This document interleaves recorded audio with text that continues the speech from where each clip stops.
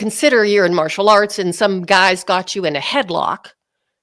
And, you have to really stay in the moment. You have to stay present and you have to figure out how to get out of that headlock. Hello and welcome to the Heal Yourself with me, Sarah Dawkins podcast.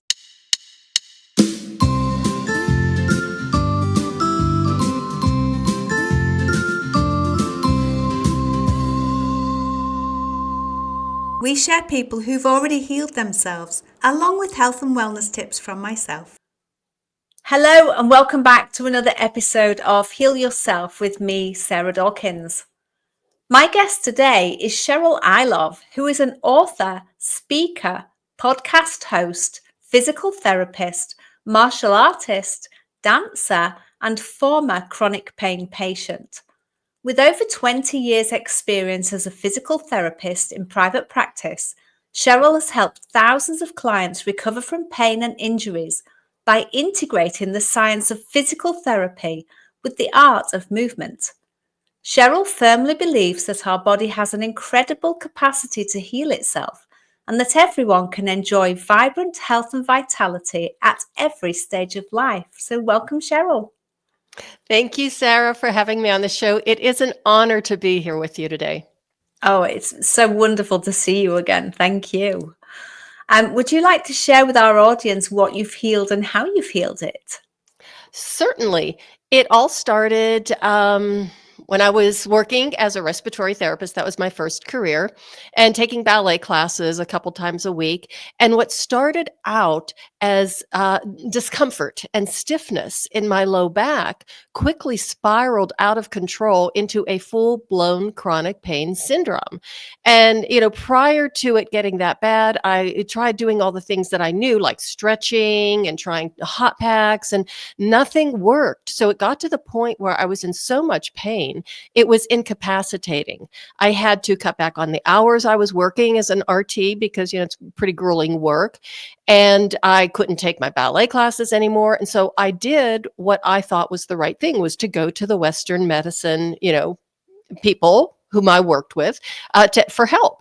And what happened was, as I was going through I'm using air quotes here, treatment and therapies, I took all the medications I was given. I was on pain meds, I was on muscle relaxers, and I was on anti-inflammatories. They had just come out with ibuprofen, the higher dose anti-inflammatories. I did all of the exercises and the stretches that the physical therapists had given me, even though they weren't helping, but I did them anyhow because I wanted to be a good patient. And I went to all my doctor's appointments, all of the appointments I was given. I went to the massage therapists that they, recommended for me. And instead of getting better, I was getting progressively worse. And I just kept spiraling down in this incredible, what they now call, the pain spasm cycle, and couldn't break out of it. And it finally got to the point where one of my doctors told me that I was always going to be a chronic pain patient. I was never going to get any better. I was never going to heal. And that I should start applying for disability because I was going to need it. And I was 36 years old. And I looked at her and I was like confused. It was almost like she was speaking a foreign language that I didn't understand. And I said, "No, you don't understand. I'm planning on going back to ballet class." And she laughed in my face and said, "No, you don't understand. This is your life. You are never going to get any better. But don't you worry about it. We're going to take care of you, and do start applying for disability because that's going to be the rest of your life." And I went home and I was devastated. I hit rock bottom. This person took away my hope, shattered my dreams, demolished my spirit, leaving me with nothing else at the tender young age of 36. And I'm thinking, this cannot be the rest of my life. So after a few days of just wondering what the heck am I going to do, I had one of those epiphanies. I like to call them mental head smacking moments, where I realized, wait a minute, something's got to change. They are not helping you. They are not only not getting you better, they're making you worse, and they're keeping you in this pain spiral. It keeps going down. You have to figure this out for yourself. And that was a hard moment because I didn't know anything. I wasn't a physical therapist at the time. I understood cardiopulmonary, of course. I didn't understand the musculoskeletal system like I do now. Even though I was a dancer back then, I didn't understand how the body really moved and how things worked together. So what I did was I took one really bold step. I fired my entire medical team, much to their chagrin, because they kept saying, no, no, no, you need us. You need us. We have to help you. You're going to hurt yourself. And it's like, oh, well, that ship has already sailed. I'm already in incredible pain. So obviously I had to do something different. So I fired them. I stopped taking the medications.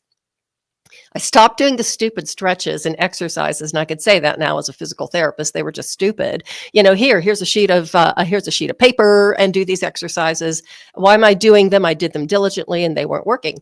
So I decided to do it my way, and I had enough understanding of movement just with my dance experience, and I had studied a lot of Pilates, for a few years, and I thought, okay, let's do this differently. So I would dissect some of the Pilates exercises, the mat work, and I would get down on the floor and I would just move very slowly, very carefully, and really pay attention to how my body felt when I moved.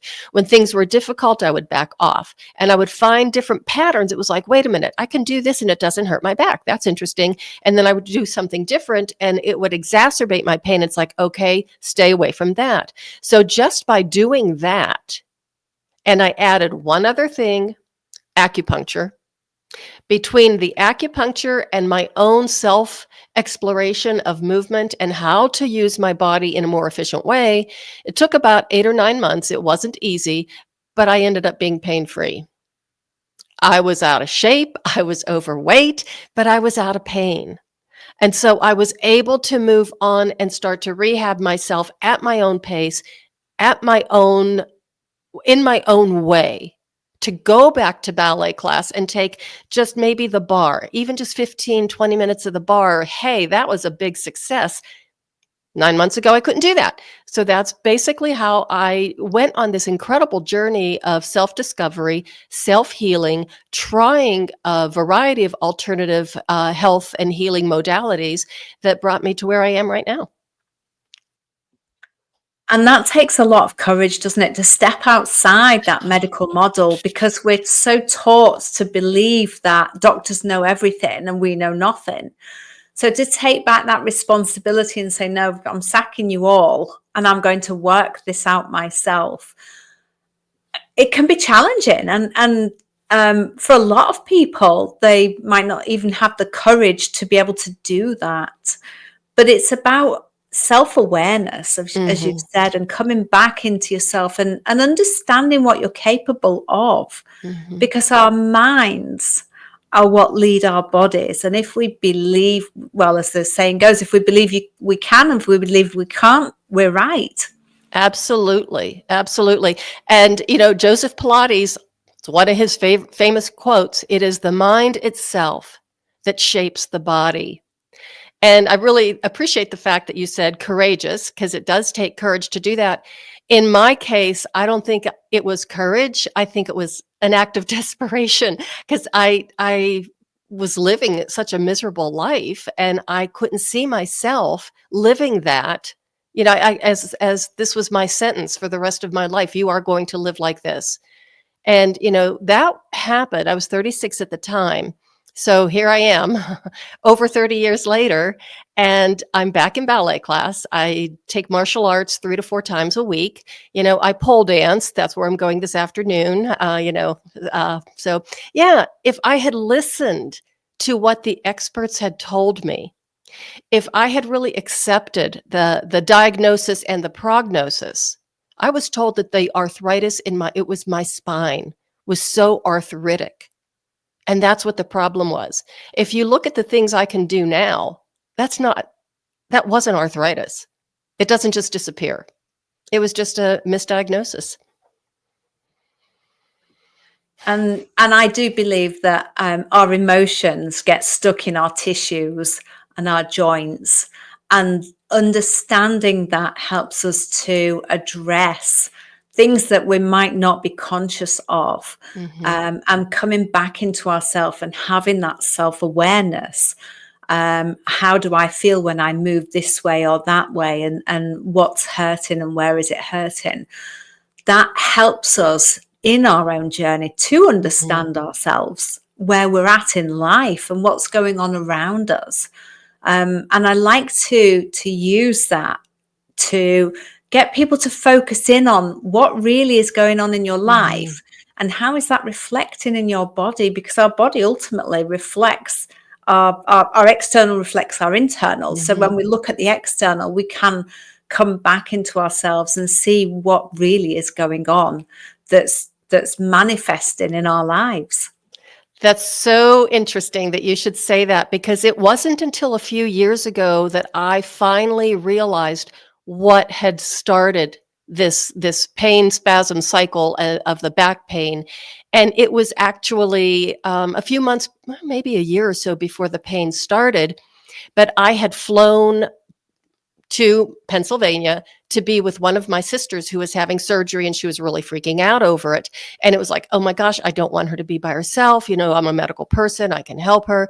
So I cleared my calendar. I was working only PRN at the time, and I just canceled all of my shifts that I was supposed to work, bought a plane ticket, went there. And while I was there, another sister decided to come too to support her, and my mom came too. So it was like, well, I really didn't have to be there. They spent the entire time bullying me. And it was just, wait a minute. I just dropped everything. I spent a lot of money just to be here, to be supportive. And you people are talking to me like this and picking on me.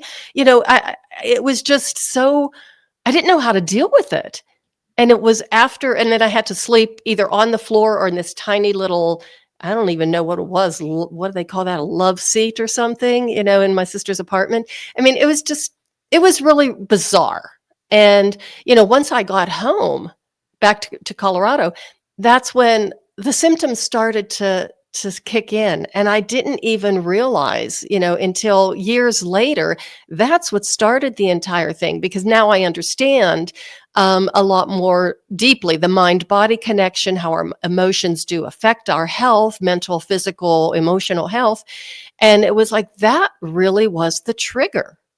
And once I realized that, I was so much more cautious about where I am, who I'm with, how I allow people in my life, and how I manage my relationships, and how to keep my distance. Send love from 4,000 miles away. It can be done. Yes, yes, and it totally is about boundaries, isn't it? About and we're setting those boundaries not for the other people. We're setting them as Mm, self-preservation, as an act of love for ourselves. When we understand how other people's negative behavior affects us on that emotional and physical level. mhm, And like you say, we don't always see it straight away. It takes some digging into with the self-awareness. mhm, absolutely. And now that takes courage too, the digging in and that self-awareness. And then you'll get, I call them the mental head smacking moments, or epiphanies is probably a better way of saying it. But then you realize, oh my gosh, I don't have to do it that way. There are so many different other ways of maintaining healthy boundaries, healthy relationships. And there are times when you just have to say, you know what? This isn't working for me. And this is not a healthy relationship. And you feel, I broke up with a friend of mine years ago. We had been best friends for 30 years. And I didn't realize how toxic the relationship had become until I did, kind of broke off with her. I felt like somebody took a 50-pound weight off of the top of my head. That's amazing. Absolutely. And like you say, we don't often realize Yeah. when we're actually in the middle of it. It Mhm. tends to be later, doesn't it? When we've severed the relationship, or we've put distance between us and them, or we've set boundaries. Mhm. And oftentimes people don't like it when we set boundaries to protect ourselves. Mhm. And that again takes courage to do that, because it's an act of self love. It's Mhm. the boundaries is for us, but it takes courage to know that that's what's needed and to set those boundaries. Well, and even just the thought of self-love, the way I grew up, you're supposed to put everybody else's needs ahead of yourselves. You're not the most important person in the world. You make sure that everybody else is taken care of. And it's like, well, what about me? And, don't be so selfish. And that's the message that, we got growing up, at least the way I was raised. Everybody else is far more important. You have to take care of everybody else. Everybody else's needs are more important than yours will ever be. Yeah. And just circling back, you can see how that then was played out when you went to help your sister, and then ended up at the brunt of the whole family Pretty together. much. Yep, pretty much. Yeah, I remember just being on the plane, just crying all the way back to Denver, going, what in the heck did I do that was so wrong? And of course, as a healthcare provider, you're always putting yourself, out and going way overboard to make your patients and their families comfortable. And it's like, nobody does that for me. So I finally had to do it for myself. And that really is the start of self-love, when we Yeah. come back and put ourselves first. And at first it can feel so wrong, because it's alien to us. We've never done that. We've always put other people before ourselves. But when we can do that, we benefit from that in not just our physical health, but our mental, our emotional, our spiritual health. It's such a great thing. And in reality, it's a really simple thing to put ourselves first. But it can be so challenging to do that especially when we're amongst others who have the idea that we're there for them.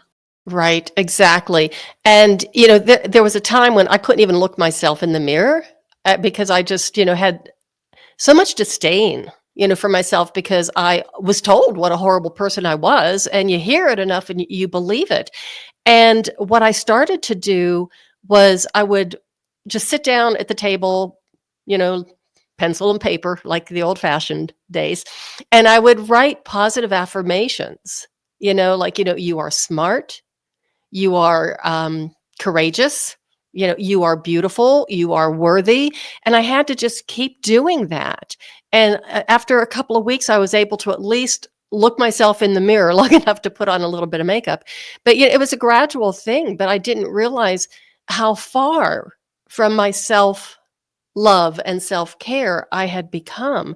But we are born with it. As babies and children, young children, we have that self-love and that self-worth until we're told not to.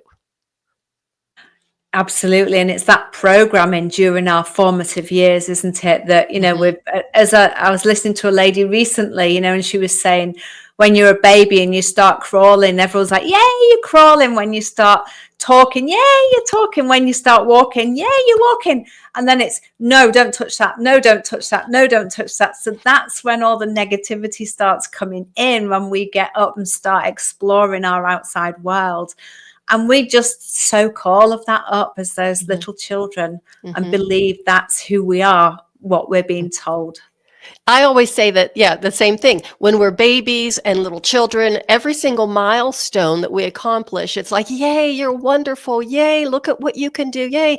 And we did it through exploring our movements, exploring our environment, learning. We played, made up games. Sometimes they made no sense. It didn't matter. But that's how we were learning about, how to be a human being and how to take care of ourselves and even our playmates.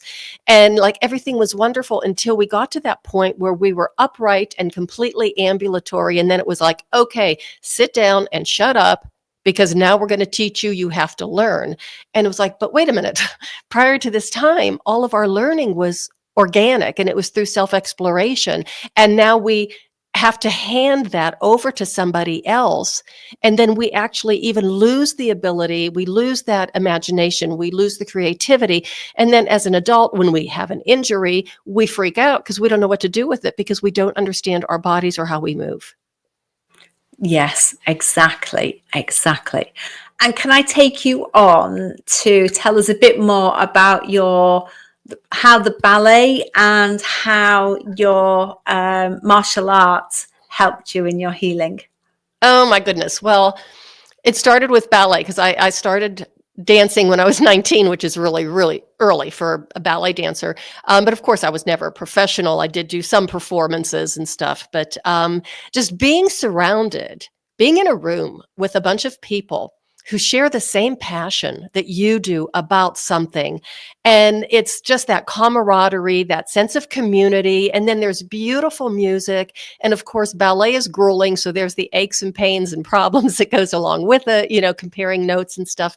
So that was something that was part of my life and still is. I'm 68 and still dance. And I began martial arts at the tender young age of 47. I did not go willingly. There's a whole long backstory behind that. But and I was kind of cajoled into studying with my acupuncturist. He was my acupuncturist before he became my teacher. It took him 3 years to convince me to take some classes with him.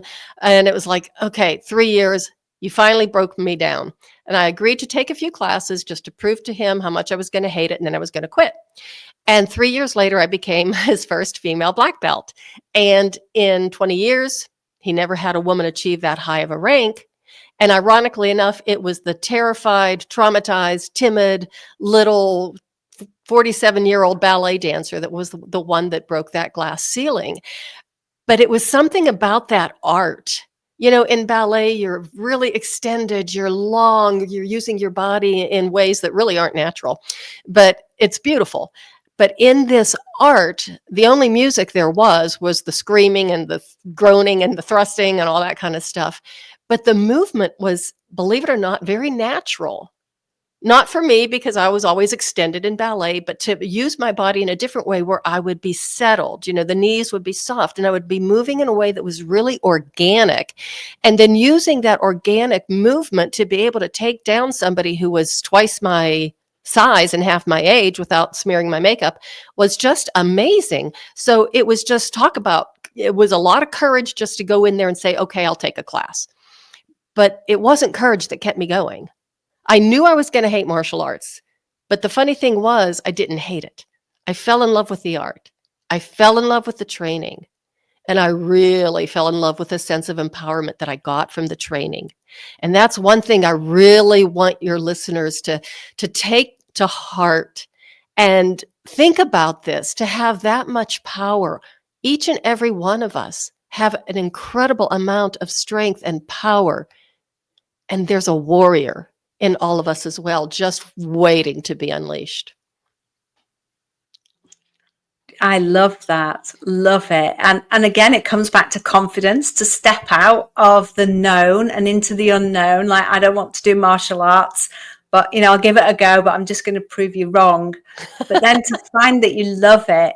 And I can see the similarity between ballet, because it's both are about movement. Mm-hmm. Different movements, but it's both about movement. And the exercise proponent of it as well is good for the physical, but I imagine the movement is also good for the emotional, the mental, and the spiritual from both disciplines.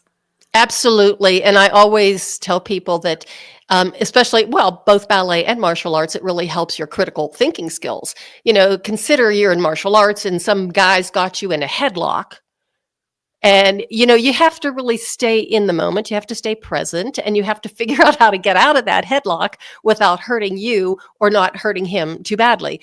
So it's really it's funny too. And you learn a lot about relationships. I was never that comfortable around men unless, I was flirting with them, but I didn't have any male friends since I left college. I'd have a couple of guys that I worked with, and there were always a few men in the ballet class, but having men in ballet class was a whole lot different than walking into a room full of men whose goal was to try and beat you up, right? Or take you down. So it was a whole different kind of energy. And at first it was really, really difficult. And I didn't know how to talk to them. And they really didn't know how to talk to me because the women that they would get every now and again in the dojo were like, oh, and they really wanted to do this martial art thing. And I'm like, oh, excuse me, I've got to step off the mat and fix my makeup, or, oh my God, stop, I'm having a hot flash, and they was like, where did this person come from? And what do we do with her? And so it took a few months, but once we learned how to communicate with each other, I actually had a whole new set of friends, guy friends of a variety of different ages. They had my phone number. They would, call or text, hey, do you want to hang out at the dojo, do some extra training after class? And it was like, this is really weird, but it's really cool. And the first time one of the guys called me, pick up the phone, and he said, hey, you want to train, da, da, da, da, da. And he's, okay, cool, see you then. And he hung up the phone, and I'm sitting there just holding my phone going, wait a minute. I never knew you could have a complete conversation with a few monosyllables, a few grunts, and a see you at the end of it. And it's like, this is so cool. There's no drama. So it was just a whole new world opened up. It's fun. Oh gosh, it sounds it. It really does sound it. And yes, the relationships totally different. And whether it's men or women, we can have those different relationships with either, depending on personalities, isn't it? Because as a delicate ballerina that you were and still are, having that conversation with some strapping men and all that testosterone in the dojo. Yeah. Fabulous. It's really funny. But the funny thing was, Sarah, you'll really enjoy this, and I think the listeners will too. Once we started to learn how to communicate with each other, and I would work out, a lot of times I was the only woman in class, and I started slowly climbing up the ranks. It was the guys that were teaching me how to use my feminine wiles and my feminine power as a warrior to protect myself and to be able to become, the martial artist that I am now. They did it. They were actually my guide, which I thought was really weird, but wonderful. It was really fun. And, they were cheering me on every step of the way, every next level, every next belt that I got. So. And I do find that where there's groups of people together, there is camaraderie with that shared interest in ballet class, in the dojo. I did some dancing with a group of people too. And there is that camaraderie and that support. And that is so important in our life, to have that. And the reason I started dancing, very similar to you, was to get myself out of a tough spot. Yeah. And I found that support really helped. I didn't even need to talk about my troubles. Just feeling that support and being within that group of people was healing and uplifting in and of itself. And that's funny that you said the feeling, because when I was going through a really rough time and some of my friends finally realized what was going on, and, they'd say, oh, I will pray for you. I'll give you, good thoughts. I'll do this. You kind of feel that when, people are thinking of you or sending you good intentions, no matter through what channel it is or how they do it, you actually can feel that. And that makes a really big difference. So when you're come across somebody who's really suffering, just let them know that, give them a hug. Then they're in your thoughts and you're sending them. I always say, I'm going to send you, strong healing ninja energy. And I do, because I feel like people did it for me eventually. And I just want to be able to return the favor. Yeah. And I just send people love when I see that they're suffering, or I hear that they're suffering. I just send them lots of love. And I've been told, because I wasn't aware if people could receive it even if they hadn't asked for it, but if their higher selves are open to receiving love from wherever, they will receive it. I don't have to have permission to send it. So knowing that is helpful to send love out to anybody and everybody that needs it. And while you're doing that, send a little back to yourself. Yes. That's important. Yes. So thank you, Cheryl. Could you share one tip with somebody going through chronic pain like you have? What can they do on their own healing journey? The first thing that I would really like to impress on the listeners is do not accept the labels that somebody else puts on you. I was told off every time I went to the doctor, you're a chronic pain patient. You're a chronic pain patient. Eventually, I saw those words like in red neon over my head, chronic pain patient, chronic pain patient. And when I finally hit rock bottom and I went, wait a minute, no, I'm not. And that's when the healing began. If somebody gives you a diagnosis that, is like, I don't think I agree with this, you don't have to accept it. Or a prognosis, you don't have to accept it. If I listened to that woman who told me to start applying for disability because I was going to need it, I wouldn't be here with you having this conversation. I would either be dead or I'd be in a wheelchair. So and that is so profound as well, because at the end of the day, we've always got a choice. Yes. But when it's a person in authority, we feel challenged to say anything against them. So again, it comes back to courage to say, actually, no, I don't accept your diagnosis and prognosis. But in doing so, we take back responsibility. And you take back your power, because if you walk in there and say, just fix me, heal me, you're handing your own authority to somebody who might not have the same goals that you do, or might not have your best interest at heart. We go to the experts because we want answers. But one other thing I want to leave you with, you are your own expert. You know yourself. You know your body better than anybody else. You know your history. You know your goals, your dreams, your aspirations. Pay attention to your body, and your body will tell you what it needs. Yes, it really will. Thank you. And where can people find you and your books? Well, you can go to my website, CherylIlov.com. I'm also on LinkedIn. I'm on Instagram. If you can't find me, you're not looking, because I'm pretty much everywhere. And I also have a podcast called The Femininja Project. And I had the most lovely guest recently on my show. Her name is Sarah Dawkins. So check out the podcast as well. Fabulous. Thank you. And all that information will be in the show notes as well. So thank you so much for your time. It's been a pleasure speaking to you again. Thank you for having me. And it is always a pleasure to speak with you. Thank you for listening. Please share this podcast with anyone who you think will benefit. And can you leave me a review wherever you've listened to it to help me reach more people? Thank you.